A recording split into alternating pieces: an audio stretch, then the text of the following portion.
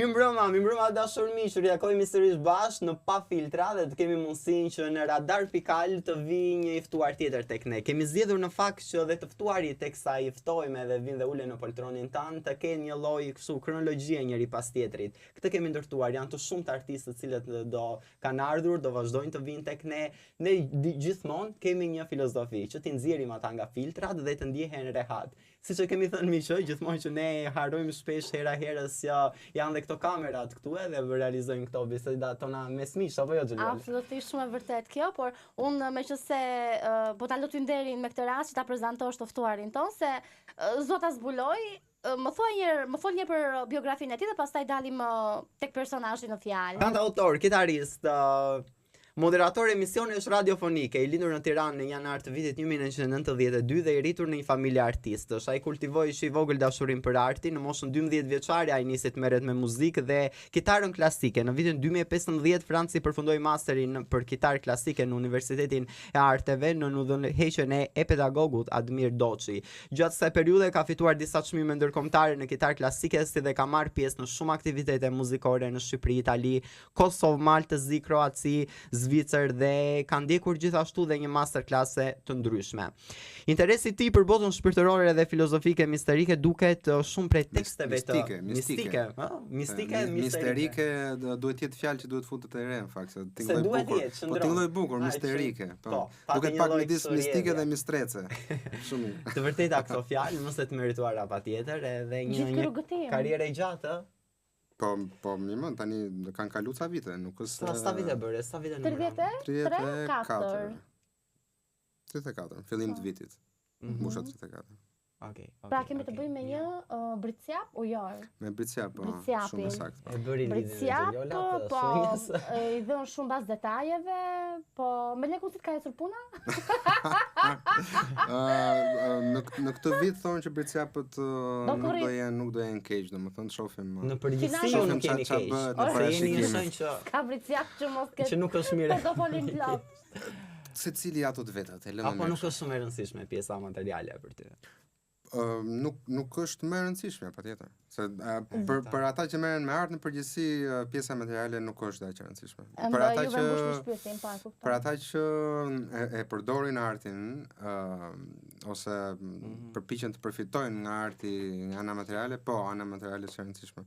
Unë personalisht përpiqem përfitoj nga arti në aspektin psikologjik, domethënë mundohem të bëj katarsis me artin që po, se mendoj që ajo është detyra e artit. Domethënë është misioni i artit. Sot mënyra se si punohet, se si janë strukturuar gjithë algoritmet në përgjithësi, domethënë arti shfrytëzohet për të pasur të ardhurat dhe është okay.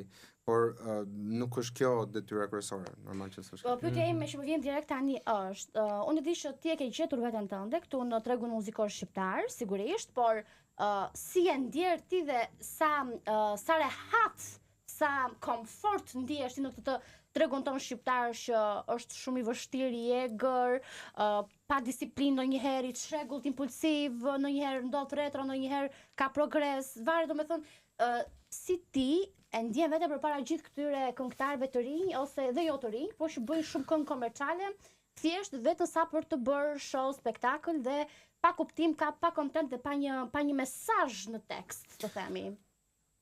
Muzikë të mirë ka në Shqipëri, kjo duhet të thënë. Muzikë vetëm për të argëtuar ka me shumicë në Shqipëri. Dhe diferenca është nëse ti bën muzikë vetëm për të argëtuar njerëzit, apo bën muzikë për të transmetuar një vlerë, cila do qoftë kjo, qoftë vetëm nga ana estetike, por edhe nga ana kontekstuale, duke qenë se kënga ta jep të mundësi.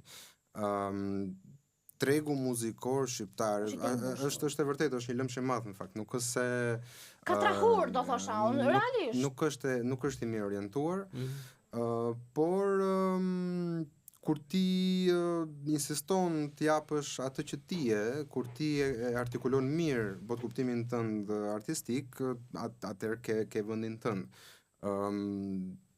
Cili do qoftë ai, në momentin që audiencë ka për atë që ti bën, ti zë një vend.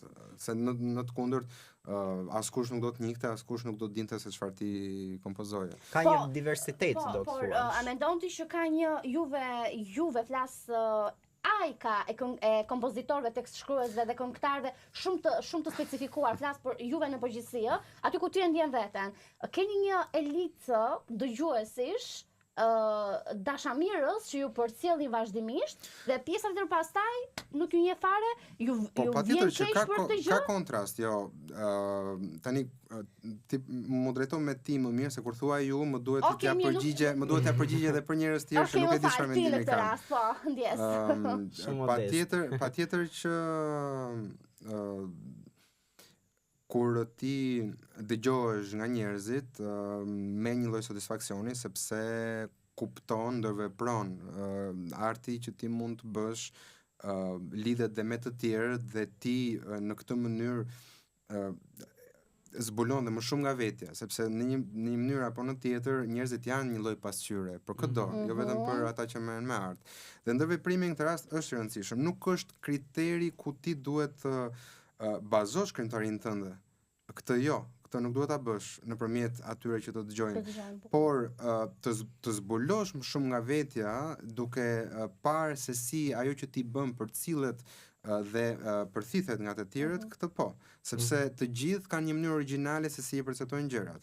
Askush nuk e percepton si dikush tjetër.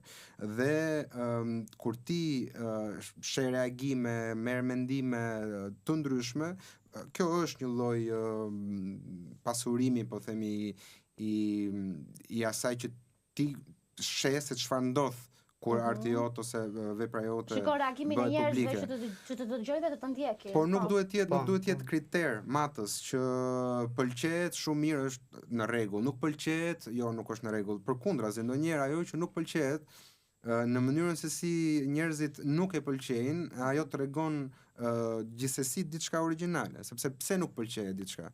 Nuk pëlqejet sepse nuk është në mod, nuk pëlqejet sepse është e shumtuar, nuk pëlqejet sepse është e egzageruar, nuk pëlqejet sepse është e pavend për po themi bot kuptimin e X njerëzve, dhe patjetër që sasia me cilësinë janë dy gjëra të ndryshme. Nuk mendon se është roli i artistëve, është misioni i artistëve që dhe këtë publikun i cili është sasior ta tërheq drejt vetes duke edukuar, se kush më mirë se artistët do e bënte këtë në fakt. Shiko, nëse ti do të bëje duke edukuar mund ta bësh atë publik të kthehet tek. Un kam një pyetje për ty. Nëse ti do të bëje një intervistë muzikore dhe rrillsi që do shkëputej nga kjo intervistë do merrte 30.000 views, 40.000 views, dhe një tjetër intervistë ku rrillsi të cilës do merrte vetëm 1 views, ti këtë do zgjidhje nga ato dy? Nëse flasim këtu për të ardhura monetare, patjetër që këtë. Këtë do zgjidhja unë, shpirtërisht, këtë do zgjidhja dhe këtë me 1 views nëse mesazhi do të ishte shumë herë më i plot. Nëse do të ishte mesazh më i plot, absolutisht po. Jo, në rrugtimin tim, duke ditur që kam punuar dhe kam darë për shumë vjet një eksperiencë time profesionale në radio televizionin publik shqiptar, më është dashur që shumë intervistat mos i bëj për shikueshmëri, por t'i bëj për sa i përket anës profesionale, kështu që edhe ne kemi një lloj misioni që duhet ta vendosim këtë në dispozicion. Pastaj se ku ecën tregu, kjo është tjetër që lëvën për diskutim. Po që ha debat. Ha debat shumë. Po. Këtu duhet dalë dhe unë që nëse një video merr qindra mijëra views dhe një tjetër merr vetëm 1, nëse ky një like është i bërë nga Stingu, po them. Ndryshon komplet raporti i vlerës. Shumë bukur kjo pra. Kështu që në një farë mënyrë sasia tregon vetëm sasi, asgjë tjetër. Gjithë muzika që ndodh në Shqipëri tregon shprehet më së miri nga veshët atyre që kërkojnë të dëgjojnë muzikë. Nëse janë të shumtë ata që kërkojnë muzikë jo të mirë, do dhe këta që bëjnë muzikë do ndikohen. Kërkesa e tregut, përveç ti ishe shumë mirë. Jo, për ta vënë se kam shumë mirë edhe. Okej, tani me jazzin popullore. Ama dhe për popullore të desmosi. Po mirë, ka orare të ndryshme ku secila gjen vendin e vet. Dëgjoj dhe Deep House Africa. Do me thonë, imagjino tani është Deep House Africa, është popullor janë mes, është dhe jazz music, është dhe muzikë klasike. Je për Se terapist. dhe vetëm një gjell nuk hahet. Jo, është e qartë, domethënë. Dhe vetëm një gjell nuk hahet, duhet ndëruar në. Jo, patjetër. Ama të garantoj që Po tallava dëgjon? Jo, Se nuk kërcej ndonjëherë tallava? Po dali gjak tu vup kështu ndonjëherë. Jo. Pse po rregjikon tallava? Sinqerisht, jo nuk. Ata lodhen që bëjnë atë. Nuk e përballoj dot si muzikë, nuk e di s'më nuk e ndjej valla. Por të kërcyer kështu siç thua ti, kërcej popullore. Po ti Franci e ndjen popullore.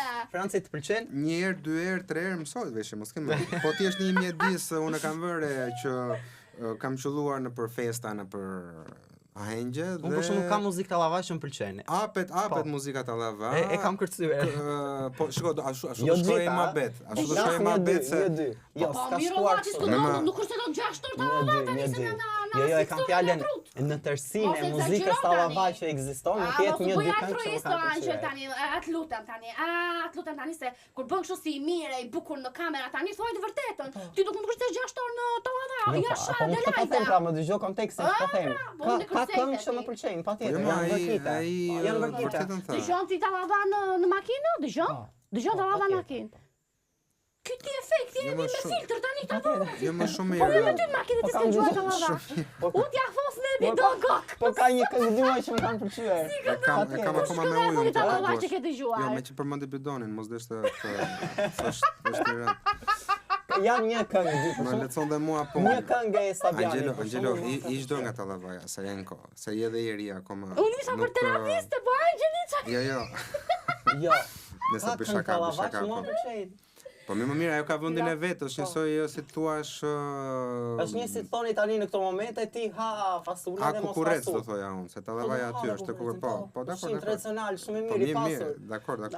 Kur po kështu I pasur dhe i shëndetshëm. Dukesh ti Unë mirë në në këtë moment kamera. jo, nuk do të dukem i mirë. Vërtet, na bëri theut. Po them Ne që jemi pa filtra Jo, këtu ti shiko. vesh dorashkat, vesh edhe papuçe ti dhe fillon me flet tani. Jo, po ka një Po fona siç ka artist në tallava që impenjohen aty. Tani jo të gjithë, jo të gjithë. 6 orë tallava, jo Angela, një sekond. Që bëjnë jo ti ore, jo Do ti. mbani pak qetësi tani. Po them dy. Të japim pak se mund të drejtim. Jo. Jemi pa filtra ne. Po pa filtra pra, po më mirë të ndryshojmë të ndryshojmë pak situatën. Gati është Angelo të ndryshoj situatën. Je mërzitur me të njëjtat situata këtu për herë, do diçka ndryshe. Duhet i çik debat. Jo, është bukur. Tallavaja, se the artistët që bëjnë tallavaj, para një korrigjim shumë i madh. Ka një abuzim shumë të madh me fjalën artist. Domethënë nuk është artist kushdo që merret me një me profil me një zhanër artistik, të merresh me një zhanër, ti je duke u marrë, je duke bërë përpjekjen tënde, ke dramat e tua, ke nevojat e tua, je futur një lloj muhabeti që ti se di se ku do të çoj. Domethënë jo çdo kush që merret me muzikë apo me arte figurative apo me teatr mund të quhet artist. Duhet të mbajmë ca kritere. Nëse ti nuk kontribuon në mënyrë cilësore, nëse ti nuk krijon diçka të re, nëse ti nuk je original nëpërmjet atij zhaneri, nuk mund të quhesh aq kollaj artist. Dhe nëse këtë gjë nuk e bën për një kod qëndrueshme, sepse bulza frymëzimi të gjithë kemi. Të gjithë janë nga pak artistë brenda vetes në momente të caktuara. Qëndrueshmëria, në momentin që ti e bën për një kohë gjatë këtë gjë, atëherë ti fillon formozohesh, brumosesh me frymën e të qenit artist. Se në të kundërt çupa pastaj. Hajde ti fusim të gjithë në njëjtin kazan edhe të mos bëjmë asnjë lloj diference. Muzika patjetër që ka standardet e veta. Unë nuk mendoj që ka artist në muzikën tallava, mendoj që ka performues shumë të mirë muzika tallava. Nuk mundesh dot jo vetëm tallavaja, po edhe rryma që janë vetëm e për vetëm. Dakor, po rryma që janë vetëm e për vetëm për të argëtuar nuk bëjmë pjesë tek nuk janë art. Argëtimi nuk është art. Është një gabim shumë i madh ta argëtohesh dhe ta quash art po nëse nuk ka fare filtra, atëherë është njësoj si një sistem që të gjithëve i lejohet të bëjnë çdo gjë, nesër pas nesër, nëse vetë njerëzit nuk do vedisohen, në vend të këngëve mund të dalin gazra për shembull edhe të quhen këngë edhe askush mos kundërshtoj ose të replikoj dhe mbas disa vitesh thjesht do shijojmë mënyrën se si këto gazra do shpërndahen nga bokset e lokaleve. Kështu që do një lloj kriteri, por që këtë kriter duhet dhe ne të kontribuojmë, secili me vetveten. Ai që është krijues ta bëj si krijues, ai që është dëgjues ta bëj si dëgjues. Më pëlqeu shumë kritika jote. Më ka patjetër. Unë bëra avokatin e djallit siç e thash, dash disa kundërargumenta për ta përhapur më tej debatin dhe për ta bërë konstruktiv, po të flasim pak. Na intereson edhe çfarë bëjnë ata, na intereson bashkëpunimi me Mariza Ekonomin, të dy në një gojë, telepati. E lem. Si lindi ky bashkëpunim? Lindi kënga fillimisht, një këngë që kishte nevojë për një muzë femërore në një pikë të caktuar dhe unë Marizën e njihja. Propozimi erdhi nga ty, drejt Mariza apo Mariza drejt teja? Patjetër që propozimin ja bëra unë sepse kënga kishte atë muzë ku vetë këngëtarja duhet të ishte po aq elegante sa kënga e kërkonte dhe pak italianofile duhet të thënë sepse dhe zëmë përfaqësuese Mariza nuk ka një vibe të tillë. Zëmë femëror nuk mendoj se ka në Shqipëri. Ka të zërin e holl karakteristik. Është po zë që evidentohet me njerë dhe fakti që struktura e këngës gjithashtu e fton Marizën të këndoj nga fundi i këngës, që e bën edhe më interesante sepse duket pak si një mini sken filmi e kënduar, sepse kënga dhe ka një dialog në një pikë caktuar midis dy personazheve. Kështu që në këtë sens rezultati ishte shumë i kënaqshëm për të dy dhe gjeti kohën e vet që kënga të merrte dhe jetë nëpërmjet një videoklipi dhe tani më duket mua apo juve keni marr pak energji në këtë sekuencat, jo i den tamam, por kënga ka vite, kënga të them të drejtën, Adriano Celentanos me Minën, që kanë këtë këngën Keta Xhadi? Keta Xhafa. Po, është ka komunikim, ka dialog me njëri tjetrin. Ka komunikim të bukur. Fryma e ka atë lloj standardi sepse unë vet jam influencuar nga Adriano në përgjithësi, se më ka rritur në muzikën e tij, domethënë. Dhe në një farë mënyrë ndihet. Ka një lloj atmosfere të tillë. Kënga është bërë para disa kohësh, mund të ketë 2-3 vite që është realizuar. Dhe tani u shfaq dhe vizualisht. Domethënë ka qenë pjesë e albumit ky modernizim, por nuk ishte bërë publike në të gjitha platformat, vetëm në ato muzikore ku njerëzit që donin të kishin bënë albumin e klikonin. Dhe tani erdhi momenti që ti jepnim këngës atë që meritonte, sepse vërtet është material që është pëlqyer që kur është bërë, por dhe po pëlqej tani që po qarkullon në radio. Absolutisht. Si ke marrëdhëniet me Marizën? Mariza është shoqe e mirë. Jeni miq.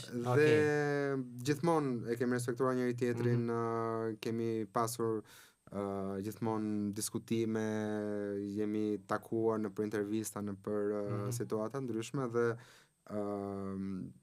personalisht e shoh si një vajzë shumë modeste. Ajo ka më shumë talent se tregon që ka. Është shumë humble, po është modeste si natyrë. Më kujtohet nuk ka nuk ka fare peshë profesionale. Më kujtohet më tregoi një miku im një këngë dhe ishim në studio dhe po thoshte, "Shoh, kam bërë një këngë tha për një mikun tim me një kontekst saktuar, dëgjoj një njëri, hapja jetë, dëgjuam ne." Njëri nga miqtë e mi tha, "Po, mirë, e ke bërë, tingëllon tha, kështu korrekte ne këtë." "Çuna, kjo është bërë me AI tha." Wow. I thash, faleminderit që e the se për një moment do thoja sa këngë të shumtuar pas ke bëm o plak. Faleminderit që më shpëtove për të mos e mbajtur për brenda. Përgjithësia për të mos e thënë fjalën Po ja japim atribute të AI. Gjërat që bëhen thjesht nuk kanë vlerë. Çdo gjë që ka investim nga pas ka vlerë. Kjo është e thjeshtë. Dhe këngët që rezistojnë pak nuk kanë vlerë, këngët që qëndrojnë gjatë kanë vlerë. Kështu që mënyra për t'i kuptuar, për t'i matur gjërat ka. Çështja është gjithë secili prej nesh çfarë kontributi jep. Thash, si ata që krijojnë muzikë, si ata që dëgjojnë muzikë. Të dy janë të rëndësishëm.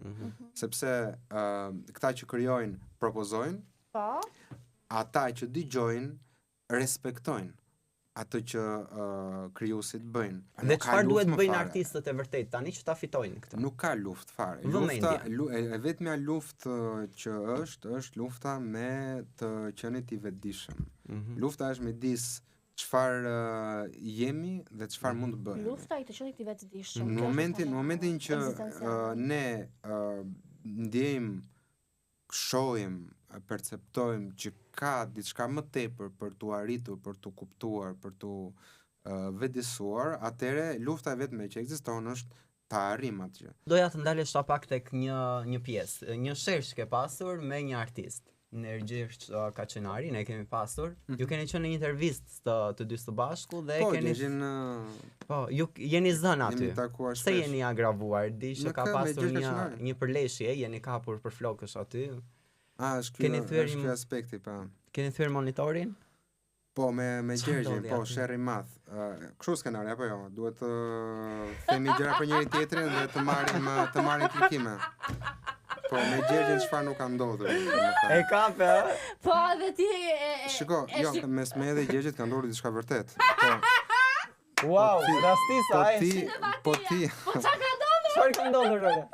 Ka ndodhur ajo që kur të mbaroj podcastin do marr Gjergjin në telefon dhe them orë të tham të njëjtën gjë dhe ty me Francën. Jo, si ja tham, nuk ja tham. Okej, në rregull. Doja të nxirja një herë ti kështu pa filtra.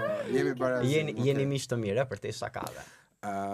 Jeni kolegë të mirë. Jemi po, miq të mirë, nuk kemi miq të ngushtë, po intelekti kështu për plasje apo më shumë keni pasur emëruesin e përbashkët, ruajtjen e vlerave. Nuk kemi miq të ngushtë, po pikërisht. Ruajtjen e vlerave. Na ka ndodhur një gjë interesante te kënga magjike, aty ka qenë Gjergji mbase sa më fare, po më kujtohet, ka qenë vitin i parë te kënga magjike dhe siç sistemi i gabuar i votimit të këngë magjike që muzikantët votojnë njëri tjetrin. Bravo, një detaj nëse është teme së konsumuar ajo po.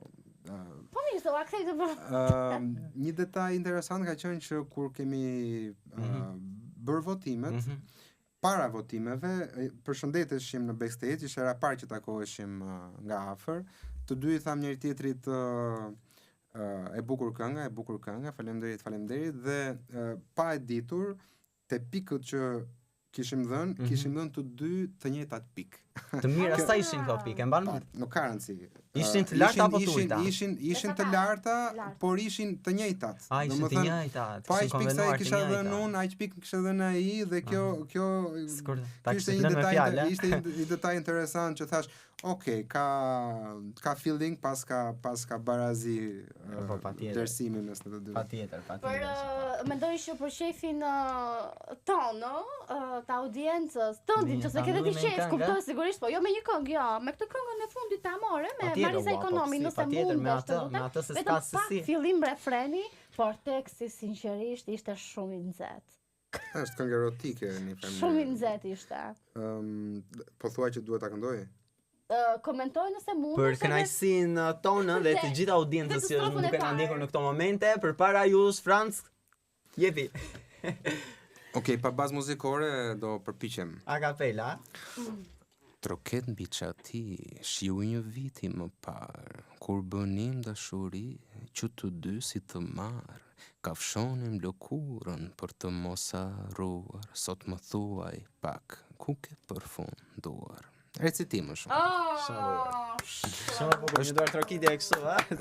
Është këngë që unë këndoj dhe shumë poshtë te kjo këngë të drejtën. Edhe mua më pëlqen se si tingëllon si sound.